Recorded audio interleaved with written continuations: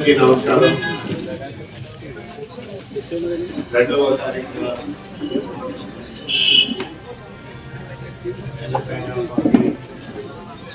అధ్యక్షుడు వారు అలాగే ఉప ముఖ్యమంత్రి వారు పవన్ కళ్యాణ్ గారి పుట్టినరోజు సందర్భంగా ఈ రోజున అమలాపురం పార్లమెంట్ లో బిఆర్ అంబేద్కర్ కోనసీమ జిల్లా పరిధిలో జన సైనికులు వీర మహిళలు అందరూ కలిపి ఆయన పుట్టినరోజు సందర్భంగా జరగబోయే సందర్భంగా ఈ రోజు ప్రతిరోజు మెగా క్యాంప్ ఆర్గనైజ్ చేసిన టీం అందరికీ కూడా ప్రతి ఒక్కరికి కూడా నేనుపై ధన్యవాదాలు తెలుపుకున్నాను. ఎందుకంటే ఎప్పుడైనా సరే నాకు ఇంకా మంచి విషయం మీ జన సైనికులకైనా మన జన సైనికులకి అందరికీ ఒక ఆలోచన ఏంటంటే ఎప్పుడైనా సరే ప్రజాసేవ మీరు దాన్ని ఒక బాధ్యతగా తీసుకుంటారు. అలాగే పవన్ కళ్యాణ్ గారు కూడా ఆ ఆలోచనని ముందుకు తీసుకెళ్లారు.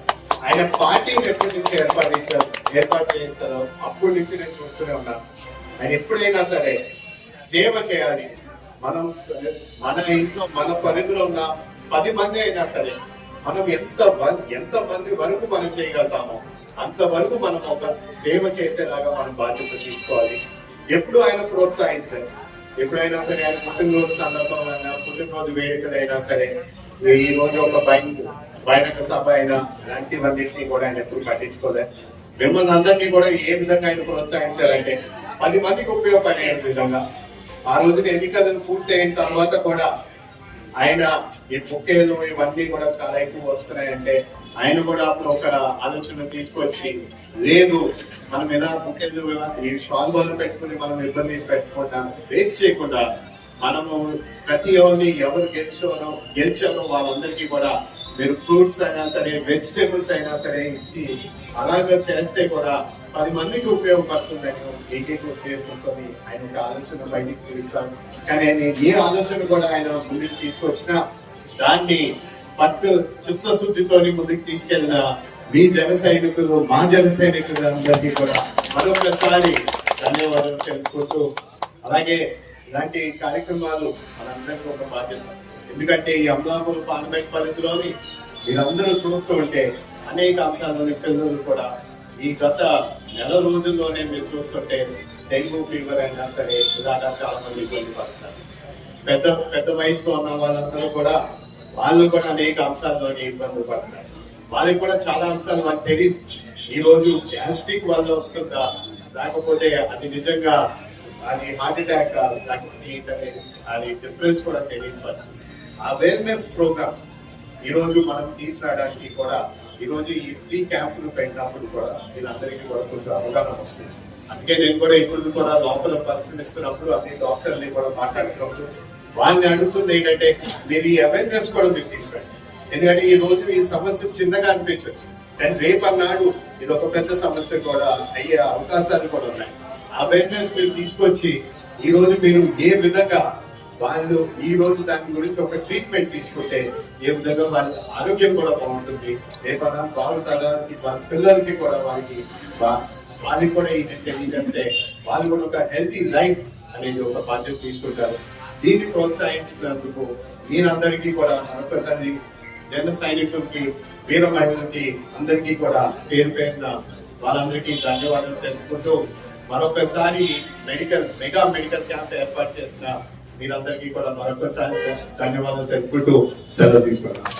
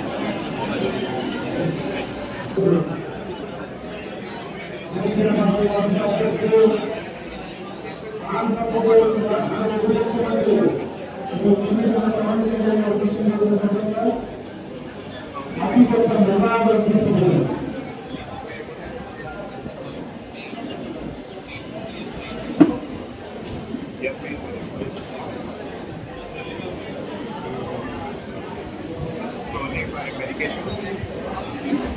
No, any cigarette.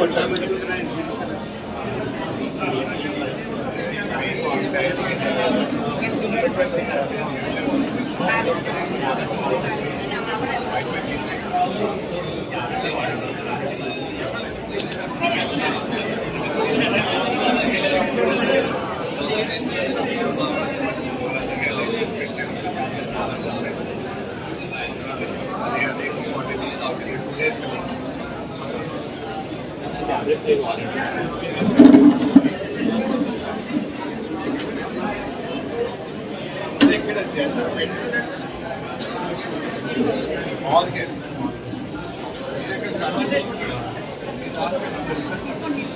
మీరు ఎక్కడి నుంచి మేము రిఫర్ చేస్తాం అదే కదా అదే కదా సిస్టమ్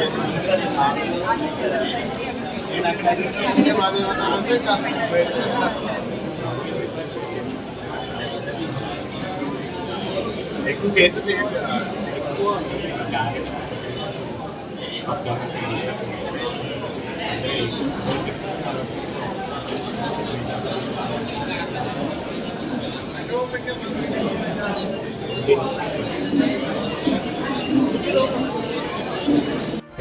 ఈరోజు ఇంతమందిని కూడా ఆదుకోవడానికి వారికి ఉచిత ఈరోజు మెడిసిన్స్ అయినా సరే ఉచిత చాలా వరకు ఉచిత ట్రీట్మెంట్ కూడా ఇవ్వడం జరుగుతుంది. వాళ్ళు అడిషనల్గా ఎక్స్రే అయినా సరే ఇవన్నీ చాలా అనేక ఖర్చు ఉంటుంది. కానీ అవన్నిటినీ కూడా ఈరోజు ఉచితంగా ఇవ్వడం జరుగుతుంది. దానికి ఆయనకి ఆ ట్రస్ట్ ద్వారా ఆర్గనైజింగ్ టీమ్ అందరికీ కూడా ప్రత్యేకత. మీరు చూడబోతున్నారు కదా 2వ తారీఖు. 2వ తారీఖు మీరు చూస్తారు ఏ విధంగా మొన్న మీరు 24 ఎన్నికలకి చూశారు. ఆయన్ని అనేక అంశాలు అన్నారు. కానీ ఈరోజు ఆయన ఉప ముఖ్యమంత్రి అయ్యే ముందు మీరు చూశారు ఏ విధంగా ఆంధ్రప్రదేశ్ రాష్ట్రం ఆయన చెప్పిన ప్రతి అంశాన్ని గుర్తుపెట్టుకుని ఏ విధంగా మా అందరినీ భారీ మెజారిటీగా అతి భారీ మెజారిటీతో గెలిపించారో అనేది మీరు చూశారు. రేపు ఆయన పుట్టినరోజు సందర్భంగా ఖచ్చితంగా మేము ఆయనకి ఒక రుణం తీసుకునే ఒక చిన్న అవకాశం మాకు దొరికింది. ఖచ్చితంగా మేము అది భారీ మెజారిటీతో ఆయన రుణం తీసుకునే వాళ్ళు. అమలాపురం పార్లమెంట్ గవర్నమెంట్ హాస్పిటల్లో కానీ ఎక్కడైనా పార్లమెంట్ లెవెల్లో క్యాన్సర్ స్క్రీనింగ్ కానీ ఏదైనా పెట్టిందని కోరుతున్నాం. తప్పనిసరిగా మనం ఆ బాధ్యత తీసుకుంటాం. ఇప్పటివరకు మనం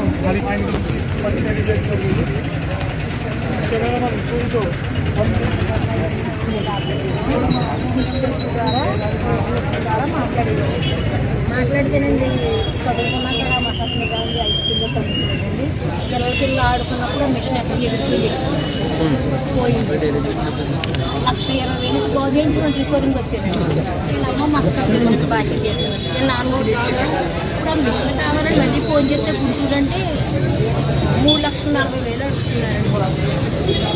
మెషిన్ ఆపరేషన్ మిషన్ ఉందండి వీడికి ఈ మిషన్ వేసి ఇలా అంటిస్తే వాడు మాట మళ్ళీ ఇస్తారు ఇప్పుడు చూసి రాసుకున్నాం తప్ప ఏది డీటెయిల్స్ నాకు ఉన్నాయా? ఎక్కడ కొన్నారా మెషిన్? ఈ కిరణ్ గారు అనండి అతని ద్వారా చేయించామండి.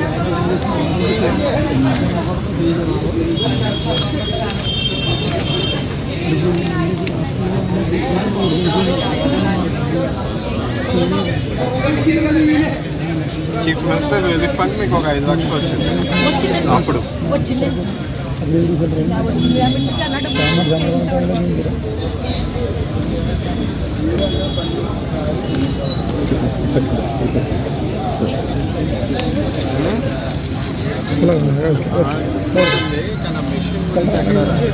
మెషిన్ ఎక్కడ రాశారమ్మా?